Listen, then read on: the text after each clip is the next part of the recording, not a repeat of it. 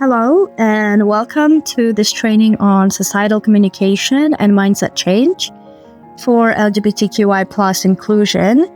My name is Leah Burga, I use she, her pronouns, and a bit about my background. I'm a youth worker. I've been working with the queer community for a few years now, and I've also started facilitating some trainings for youth workers, which I've been super passionate about. I've been working with identity education since 2021 when I started as a volunteer. And since then, I've become more involved in projects like this one. We are an NGO from Romania, and we create educational and cultural projects that aim to shed some light on our erased histories as a post-communist country.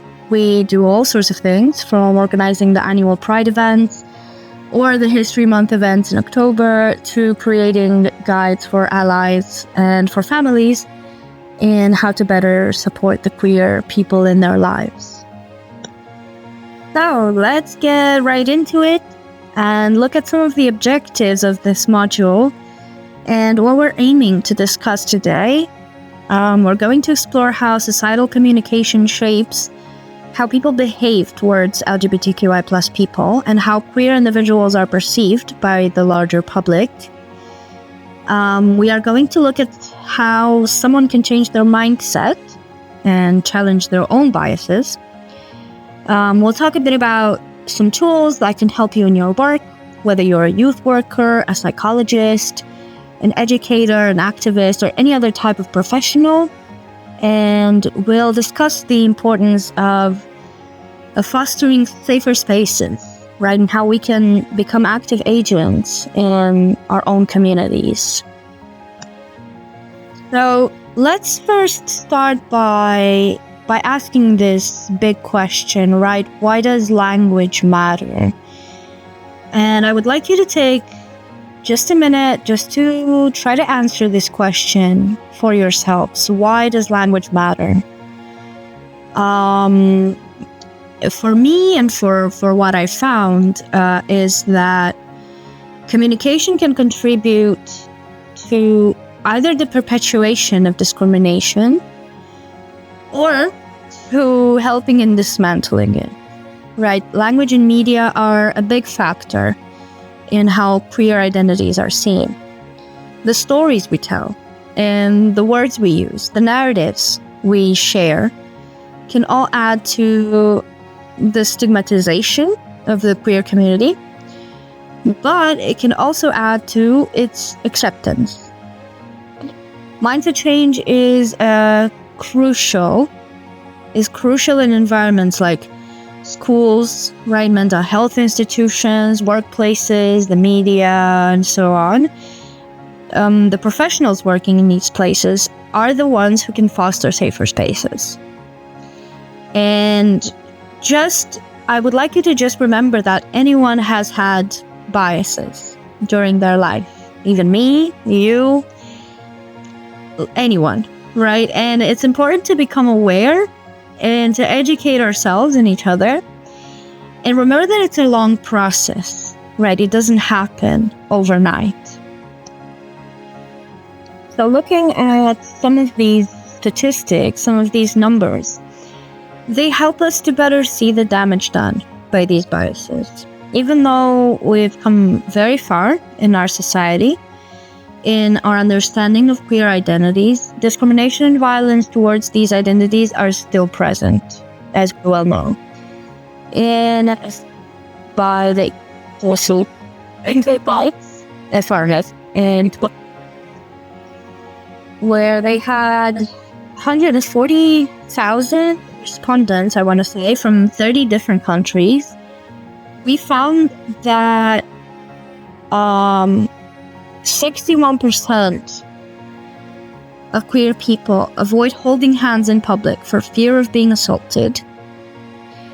33% of them avoid certain places for the same fear of harassment.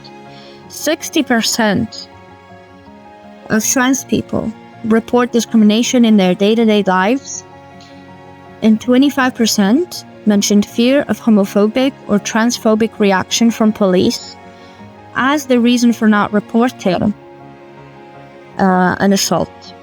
And these are just a few of the statistics found. So, what is societal communication? Societal communication is the means through which ideas, values, information are shared in a society. It can be made out of spoken language, tone of voice, gestures, facial expressions, body language. We shape our way of talking depending on the environment we are in, right? And the people we talk to and what we want to communicate.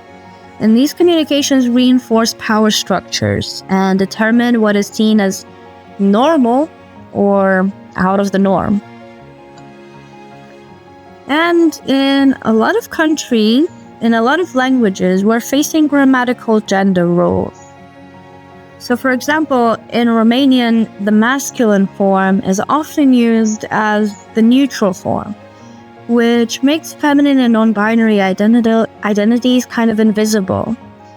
Another thing to look at is how translations can become a matter of visibility and accuracy. In certain languages, certain terms do not exist. Terms like genderqueer don't have direct equivalents. The term transgender is often mistranslated as transvestite, now referred to as cross-dressing, right?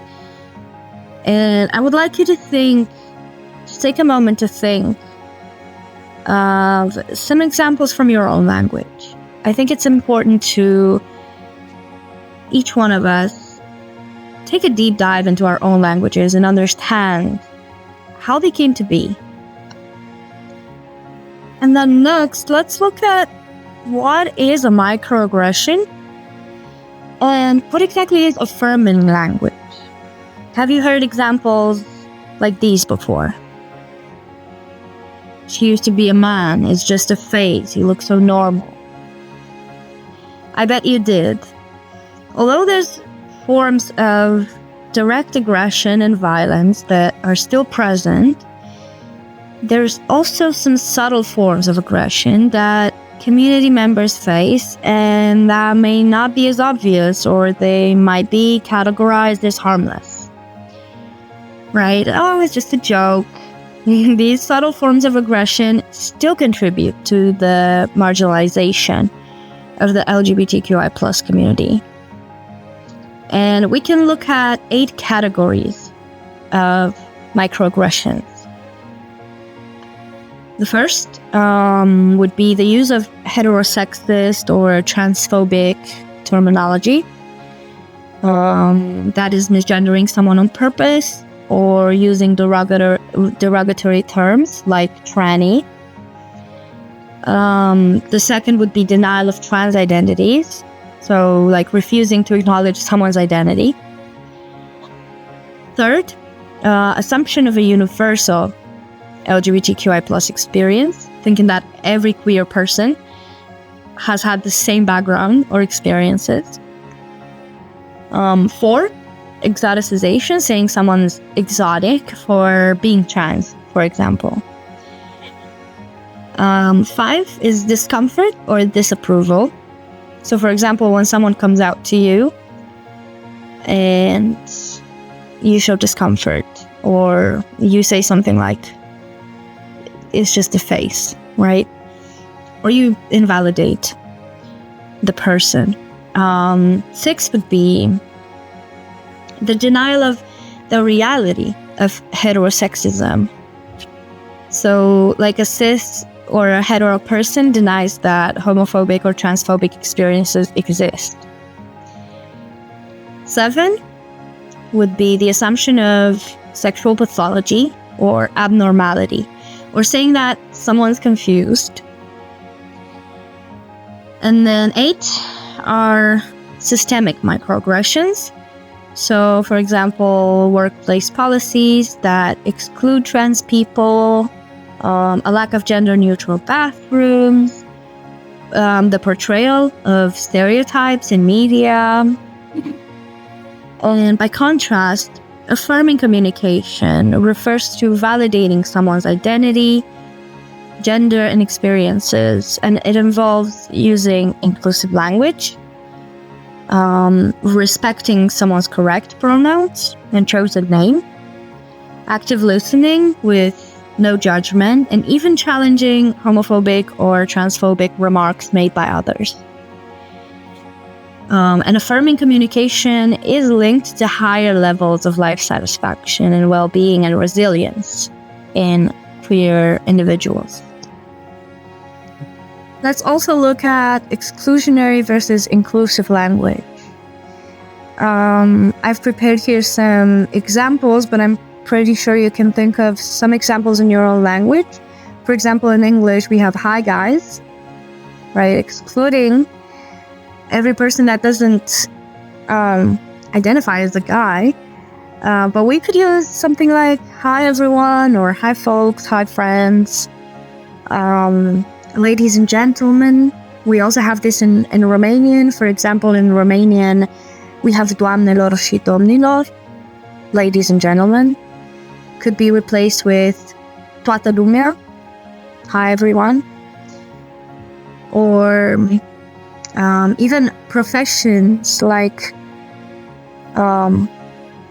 doctor, doctoriță, right? And in Romanian, doctor is either doctor, male doctor, or doctorița, which is female doctor, right? We can replace that by using the word medic.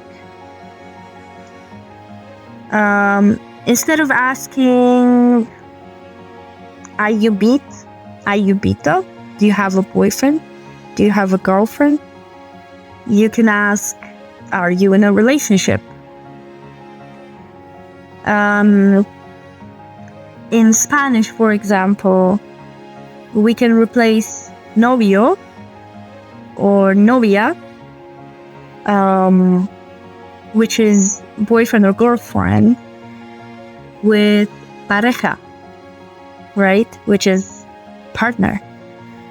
Or instead of saying bienvenidos or bienvenidas, with bienvenides, which is neutral.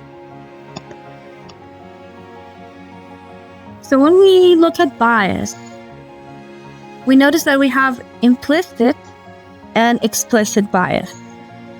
So what is implicit and what is explicit bias?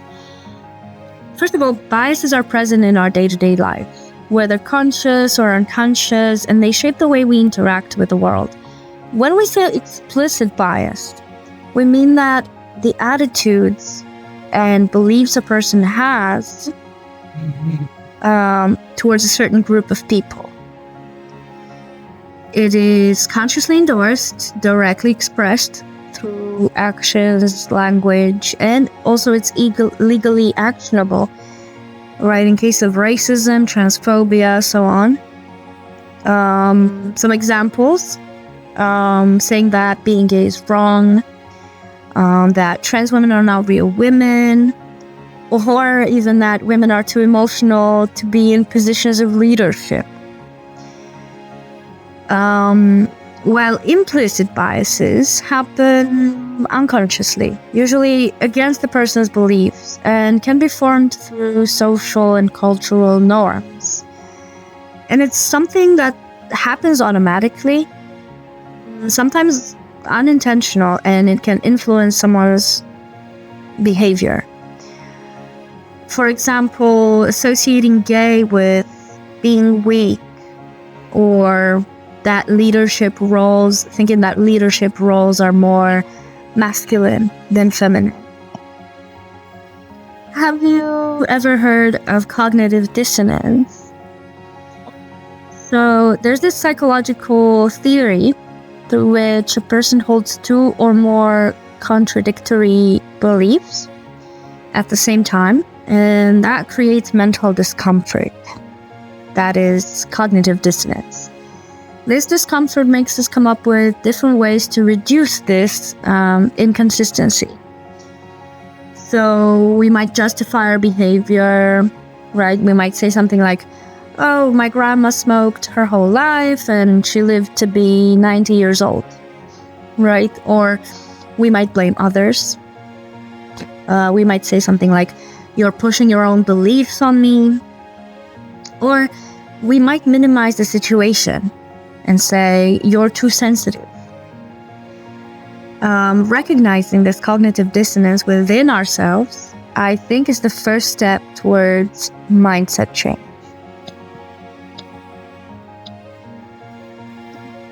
So, what are the stages of mindset change? Where do you think you are along this path? As I've mentioned earlier, this is a long process and won't happen overnight. It's also not a linear process, and we constantly learn new things and see more perspectives as we move through life. The first step, as I mentioned, is gaining this awareness, understanding that there are biases in all of us and in society, and asking ourselves, what are the harmful stereotypes that are not so easy to recognize? We can't challenge what we can't recognize, right? The second step would be acknowledgement, starting to internalize how our actions and our language affect marginalized communities, and also looking at how we contributed in our own ways to some of these stereotypes.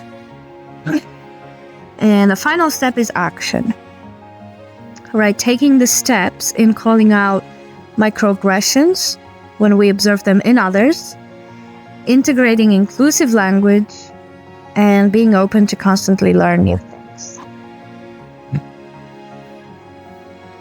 These are some processes that can help you understand someone else's perspective and connect even through our cultural differences, social status, gender, and so on. We have empathy, right? The ability to understand others and to share their emotional experiences. And then we have perspective taking, which is similar but without being so emotionally invested. But both reduce prejudice and build allyship, so both can be important. So this is something you can answer right now if something comes to mind, or you can answer it later. I just thought it was something to ask ourselves and reflect upon. So think of a time you felt misunderstood and invisible. How did others' words affect you? And what helped you feel seen again? Right, so feel free to pause this presentation and take some notes, journal, just think about it for yourself and see what comes up. And then, how do we start identifying the biases that we have? These biases are oftentimes difficult to identify because they can be hidden behind structural norms or internalized assumptions. To start unraveling some of these biases, we can do various things, from participating in group discussions or trainings like this one, or taking self-assessment tests provided by organizations, or use journaling prompts. I've listed here some self-assessment tools and identity mapping, something that you can access yourself and work with for free. And then also some journaling prompts. Again, you can pause this presentation and take the test, or use some of these journaling prompts to see what comes up for you. When was the last time I assumed someone's gender? Or do I react differently to some info from men, women, non-binary people? these are some of the kinds of questions that we can ask ourselves when we're trying to identify our own biases. And while we're talking about biases, let's look at some common biases and stereotypes that people have. I'm sure most of you have heard these in the media, on the street, in your communities. They are fixed or prejudices, beliefs that reduce complex individuals to simplistic traits. Let's think of some common examples. Something that comes to my mind, gay men are effeminate or girly. Bisexuals are indecisive or confused or promiscuous. Lesbians are aggressive man haters. Trans people are mentally ill. Non-binary people just want attention. Queer people are a bad influence on children. Queer people can't be religious or traditional. Kids raised in same-sex families will also end up gay. Right, there's so many of these, and I encourage you to, again, pause this presentation and think of some of them yourself, because I'm sure that there's so many more that I've missed, so many more that you can come up with that you've heard in your day-to-day lives, or just in general in your communities. But we also have to look at erasure, invisibility. What are some examples of erasure? Maybe it's underrepresentation or misrepresentation of trans and intersex people in media.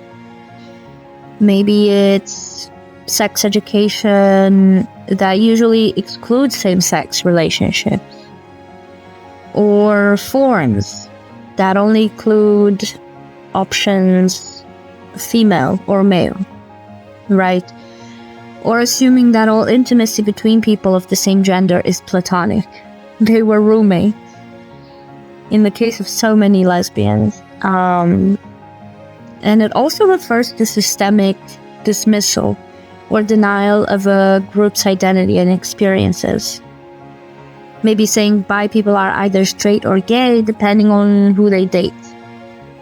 Right? Or denying that there are more than two genders. Removing queer people from history and so on.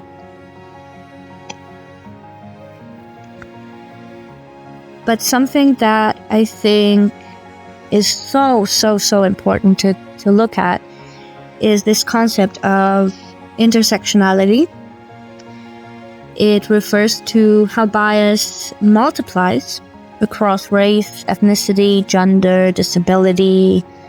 It's a term that was coined by Kimberly Crenshaw in 1989, and it highlights how more forms of oppression can come together and intensify. Understanding this concept can help in addressing people's needs accordingly. For example, a white gay man's needs are different from a Latina trans woman's needs. A bisexual person can face biphobia and xenophobia at the same time, and a black trans woman can face both transphobia and economic discrimination. Those things contribute to a higher risk of mental health problems and even roadblocks in accessing healthcare or housing. It's important to look at our own intersectionality and see where are we? Where do we stand in the grand scheme of things? What are the things that we are being discriminated for? Or what are the ways in which we are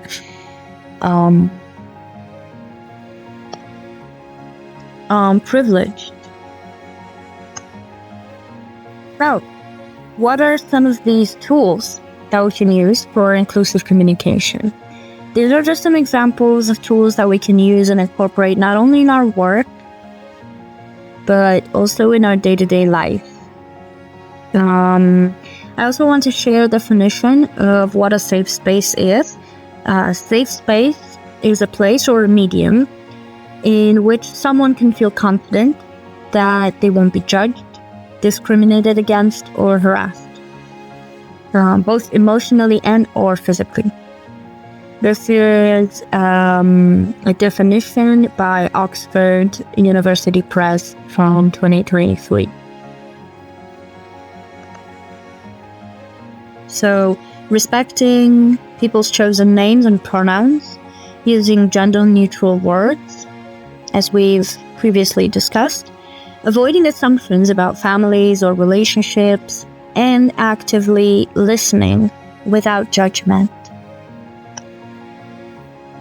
Now, let's look at some pronouns across languages. These are some common inclusive pronouns or ways to be more inclusive in different languages.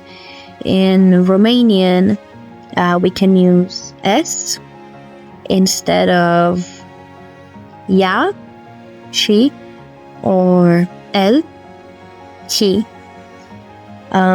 We can use X at the end of adjectives. So, for example, instead of curajoasă or curajos, we can use curajosics, artistics, right? This is some neutral language that we can use. In Spanish, instead of using él or ella, he or her, we can use ella, right? That's some neutral form for that. So what are some examples from your own languages that you know? And then I want to also touch a little bit on storytelling. Storytelling is something that I've been very passionate about in the last few years, especially digital storytelling.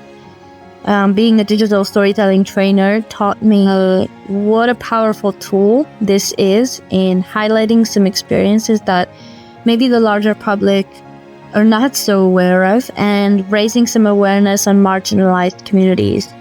It's also so important to take this power into our own hands and encourage people to speak for themselves. In Romania, for example, for a long time, people spoke about us, but not with us. So I think a very important step in making lasting change is to tell our own stories as authentically as possible, because this is the way we can humanize our queer experiences and challenge these existing stereotypes. When talking about representation, we need to focus on telling authentic queer stories, not because we want to check some diversity box, but because we care, right? That's why encouraging queer people to tell their own stories is so important. A study made by GLAAD in 2023 found that 80% of queer youth feel better about themselves if they see more positive media representation. And now let's look at some best practices for workplace interactions. We've seen that language can go a long way, but it's not only about the words we choose. It's also about cultivating visibility and safety. So here are some best practices that we can use in different situations or environments, and we'll start with some workplace interactions. Always ask for preferred names and pronouns during onboard and offer IDs that match those. Use inclusive greetings like hi everyone, hi team, hi colleagues. Offer LGBTQI plus cultural competence training. And also make sure that procedures are followed in case of discrimination. Some best practices for healthcare settings. Use the patient's chosen names and pronouns during appointments, and not only during appointments. Respect bodily autonomy and avoid questions that are not necessary. Offer trainings for staff members to make sure they use inclusive language, and include gender identity options in the forms. So we found quite a few best practices for educational environments, not assuming the students' gender based on their names and or appearance, creating workshops for the whole campus community to educate staff, professors, and admins regarding preventing violence against LGBTQI people, offering specialized therapy to the campus counselor, making sure that everyone has access to the institution's facilities, no matter the person, allowing trans students to stay in rooms that are matching their genders, bringing speakers that can focus on LGBTQI plus subjects as well, and creating procedures that will be followed in case of discrimination of any kind. And lastly, some best practices for media and communications could be using proper language in all communications and avoiding sensationalizing or pathologizing LGBTQI plus identities. So what are change makers? Professionals like youth workers, teachers, healthcare staff, educators, and social workers play a key role in creating safe spaces for LGBTQI plus people. While allyship and awareness are important, systemic change happens through active advocacy. When talking about the safety of queer people, we not only refer to their physical safety, but also to emotional and psychological safety. In a study made by Identity Education in 2023, where both people who identify as being queer and cis straight people responded, it was clearly seen that the need for safe spaces is greater for the LGBTQI plus community. So, throughout this module, we looked at how language, awareness, biases, and active involvement play a key role in creating safer spaces. Inclusion is a lifelong journey, and although bias is learned, so are allyship and advocacy. And I want to leave you with these questions to keep in mind. Whose voices are missing from my community? And where does my bias stand? And how do I tackle it? And before closing this training, though, I would like each and every one of you to take 1 second and think about what stays with you after this session. If it's something you realized or something you take away from this. Thank you so much for your time and the energy you've all put into this activity. I encourage you to keep talking to each other, to the people in your lives, in your communities, and to keep learning from each other. And if ever you have questions or you want to get in touch, I'd be more than happy to keep the conversation going.